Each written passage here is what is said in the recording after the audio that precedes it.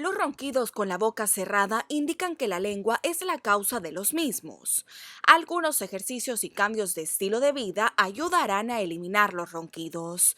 Los ronquidos con la boca abierta pueden ser causados por problemas de sinusitis o por la postura en la cama. Puede remediar estos ronquidos tratando estos problemas.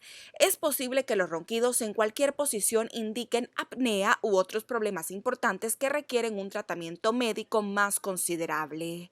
El alcohol, las pastillas para dormir, el café y los alimentos pesados antes de irte a dormir pueden incrementar los ronquidos, relajando los músculos de la garganta y estrechando las vías respiratorias. Las comidas abundantes y las comidas grasosas restringen del mismo modo el flujo del aire, empujándolo hacia arriba del diafragma. El cigarrillo también puede ser una causa frecuente de los ronquidos y es un peligro para la salud en general.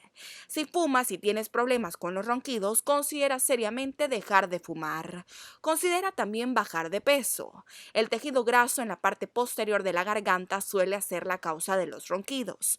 Perder aunque sea un poco de peso puede ser muy beneficioso si deseas detener los ronquidos.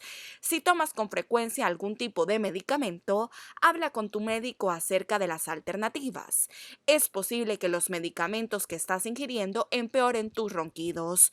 Mantén tu habitación más húmeda. La sequedad es a menudo una de las causas de los ronquidos, así que usar un humidificador o tomar un baño o una ducha caliente antes de acostarte puede ayudar a aliviar los ronquidos manteniendo las vías respiratorias húmedas.